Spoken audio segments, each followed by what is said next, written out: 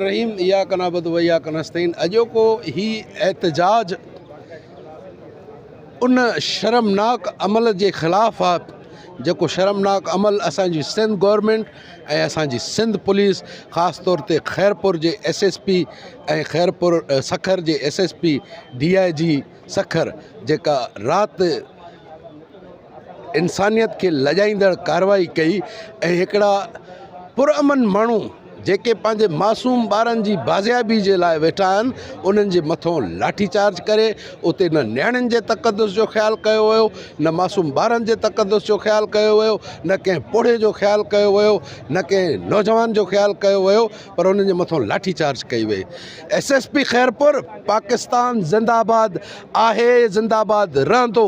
तूं जे चवण सां न असां सिंधी पंहिंजे पाकिस्तान सां मोहबत कयूं था।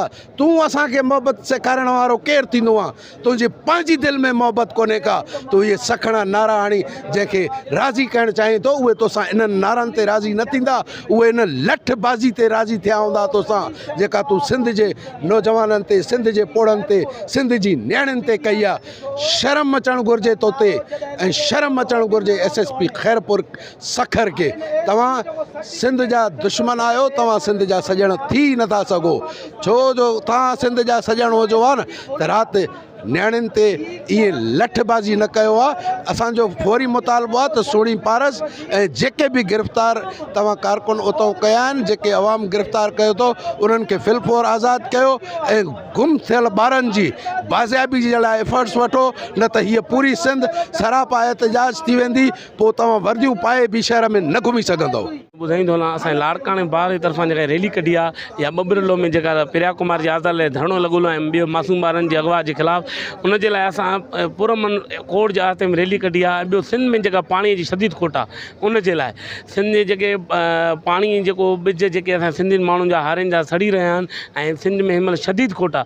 सॼी सिंध सरापा एहतजाज आहे, पर पंजाब खे ऐं वफ़ाक़ खे हिनमहिल जूअं बि नथी चुरे। असां हिनखे चऊं था, असां हिन तव्हांजे चैनल जे ज़रिए उन्हनि ते हक़ वस वारनि जो आवाज़ था उथारियूं।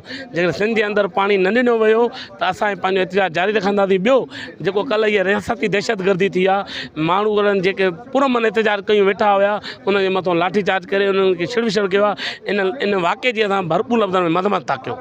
खैरपुर या SSP सखर हुजे, पहिरीं ॻाल्हि इहा ई आहे त इहे हेॾा जेकॾहिं मुड़ुस माण्हू आहिनि, पाण खे वॾा मुड़ुस माण्हू था सम्झनि। पहिरीं ॻाल्हि इहा आहे त इहे दाड़ियलनि खे मोह छो नथा ॾियनि। दाड़ियल सां विहण जे लाइ तयारु कोन आहिनि। दाड़ियल इन्हनि जे गाॾियुनि ते घुमंदा था वठनि, दाड़ियलनि जूं इहे दावतूं था खाइनि, दाड़ियल सहूलियत करण जा ही चमचा लॻा वेठा आहिनि ऐं उन्हनि खां